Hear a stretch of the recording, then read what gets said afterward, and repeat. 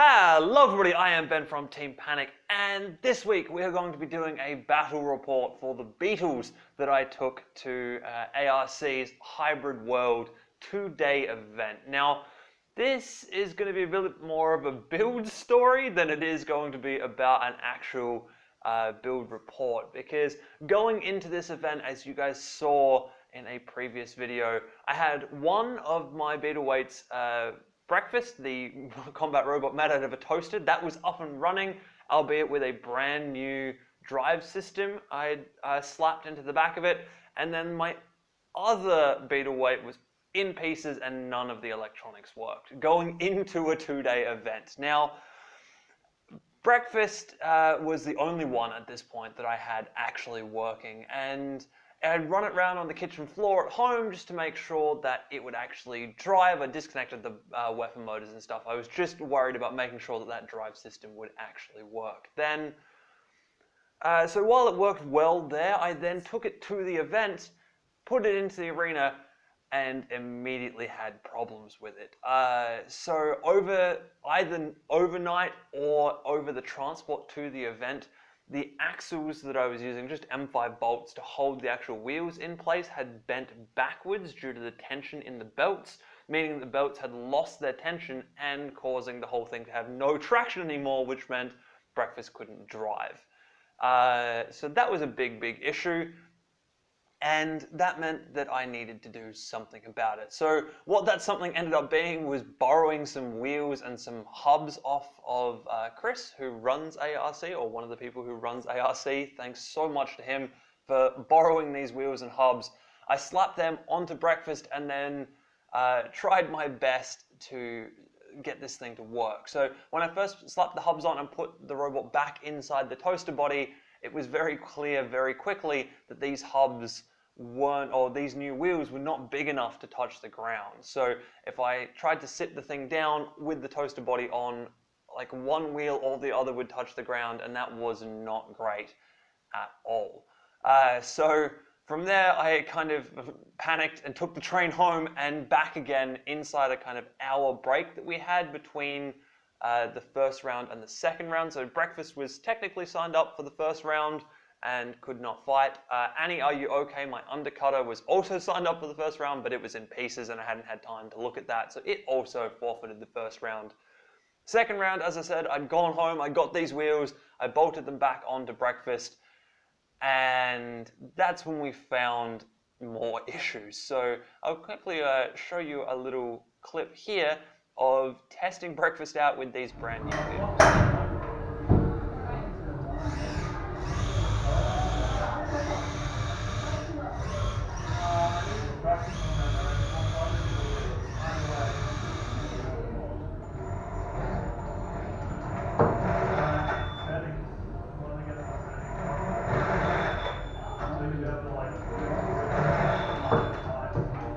So as you can see from that clip, breakfast was now moving, something kind of like moving. At least I could drive around. It wasn't perfectly straight, but it worked. It didn't really matter. What did matter was that I'd upgraded breakfast from a 1000 kV to a 2200 kV brushless motor for the weapon drive, and the ESC was having none of that. I could get the weapon blade spinning up a little bit, but then the ESC would chime and it would just shut down the weapon completely. There was some weird throttling thing where if I throttled up really slowly and the blade kind of half eked up to speed and it just took a long time, I could slowly eventually get the blade up to speed. The problem with that was that in a combat situation, I'm not going to be able to do that. Like it was such a slow, weird throttle control I had to do to get the blade up to speed that it just wasn't viable. However, breakfast had already missed a round, so I wasn't going to miss a second round. The thing was moving, the blade kind of sort of spun up, so I decided, stuff it, let's throw it into the arena and see what we can do.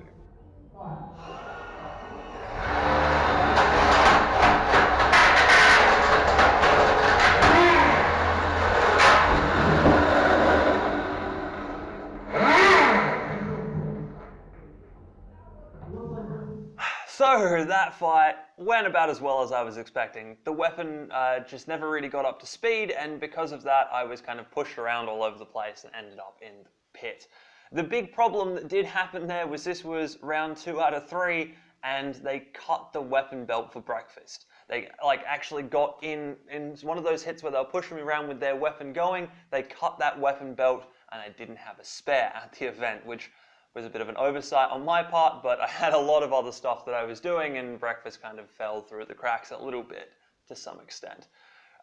So that wasn't great, and that meant that breakfast was out for round 3 of the day because I couldn't spin the weapon up and I could barely drive. I was kind of the wheels that I was using at this point were literally RC car wheels, and some duct tape wrapped around those, and then more tires from other RC car wheels jammed around the outside of those to get the width that I needed to have the things contact the ground. It was ridiculous, but hey, it worked. It got breakfast into the arena for that second round fight. But I knew that I needed to do something completely different when I took breakfast home for the end of day, at the end of the day, because it missed round 3. Obviously, Annie, are you okay? The undercutter missed everything in this day. They all went out the window because it just was a pile of parts in a bag with me at the event, and I really didn't have time to do anything with that. But having said that, that was the end of day 1, and it meant that I got to come home and I had a bit more time. So then we actually got Annie up to a semi-working order. So let's have a quick look at that.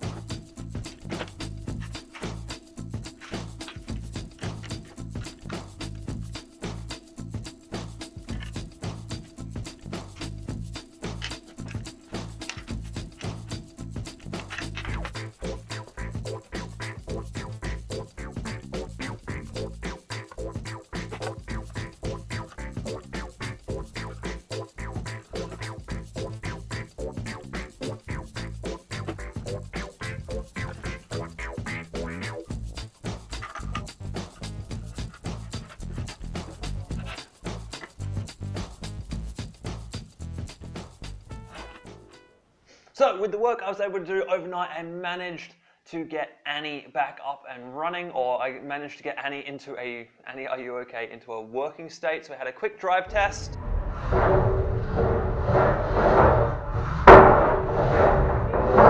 Everything was good there, so I bolted the weapon on and actually managed to spin it up for the very first time, and oh, I love this thing.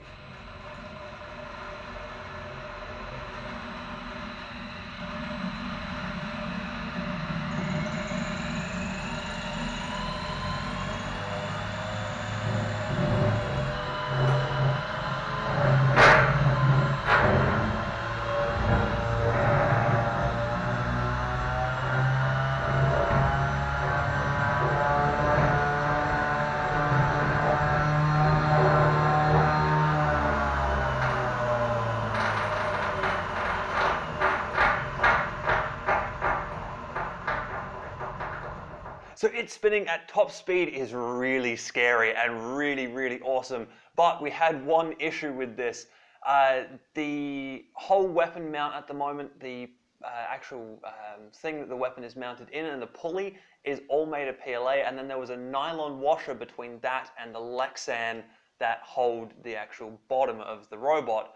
So all of this stuff got so hot, and the bearing inside got so hot that it actually melted the PLA and the nylon and left this nice little mound of plastic connected to the Lexan on the underside of the robot, which was a bit of a concern. I did have some ABS pulleys, so I swapped the pulleys out, and I just kind of put a little bit of extra lubrication inside that bearing, hoping that I could not have it run quite as hot in its first match. So that was yeah, like I said, running up to the first day. Also in this time, I'd printed new wheels for breakfast overnight and also printed a new drive belt. So we did have a quick test of breakfast as well, and everything was up and running for breakfast. Check it out.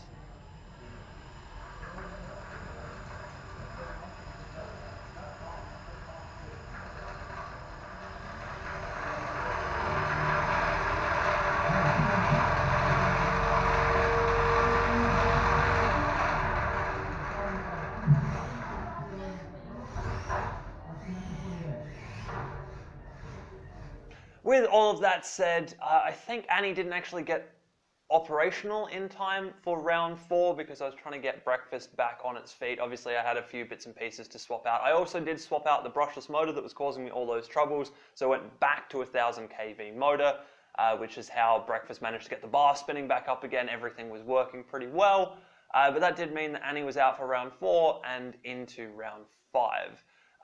And then Annie had a bye in round 5, which meant that the only thing we could possibly get Annie to do was a grudge match. However, breakfast did actually manage to fight in round 4, and it was up against a drum spinner, which is a very dangerous looking robot. So let's have a quick look at that fight.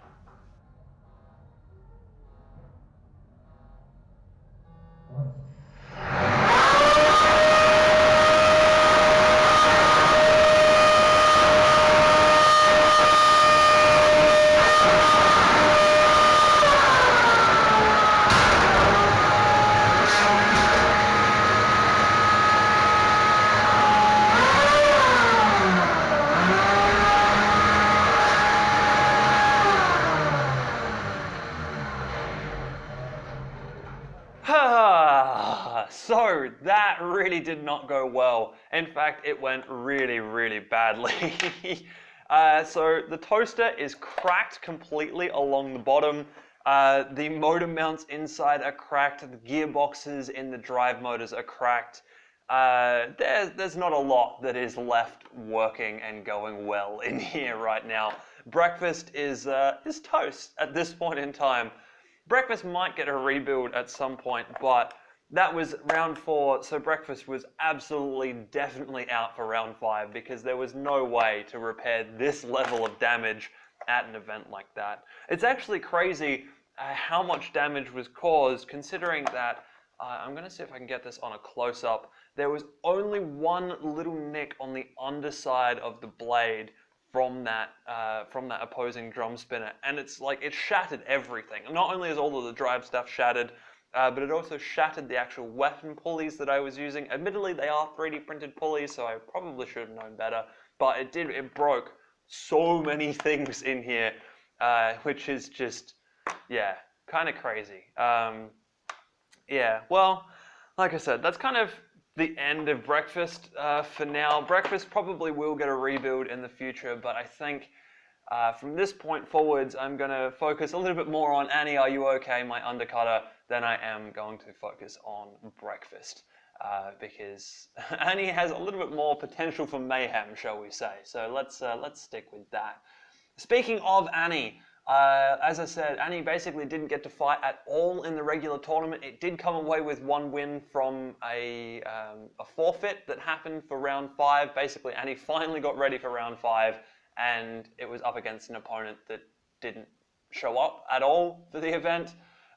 So that meant that Annie has come away with one win technically, but it's not really a win because it didn't go into the arena to get that win.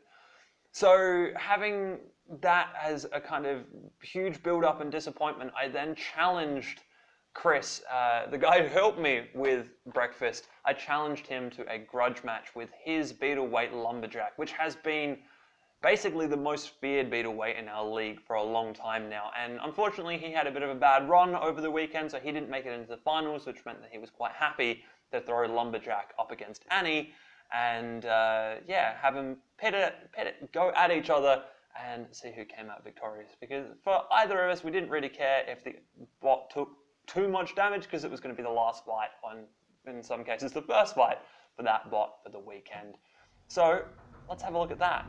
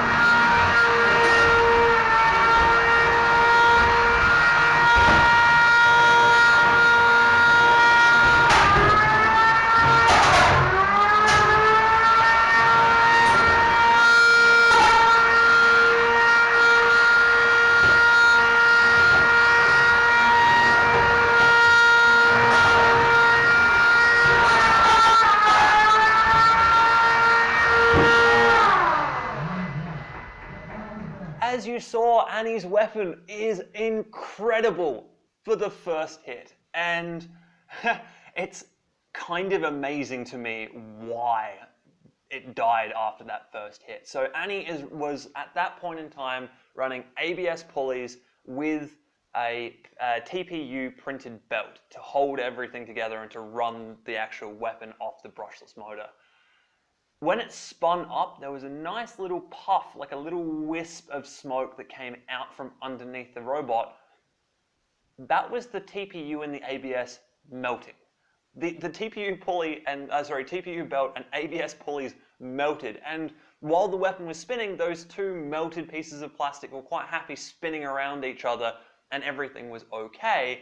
But then when the hit happened, the weapon stopped and the plastics fused together. So what has actually ended up happening there is I have melted TPU and ABS, which gets to like 230 degrees inside a 3D printer before it melts.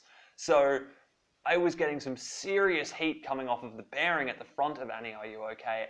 And I seriously think something is wrong with that bearing. That bearing is gone now. I'm going to throw that out and try a brand new bearing. I'm also going to change from printed pulleys to aluminium pulleys. I just now need to find some time on a lathe to get those actually lathed up and working properly. And this is just, it's incredible. I'm going to show you this like in close-up right now because it blew my mind, and it's so cool to me that this is how this failure mode happens. So let's take a quick look at that.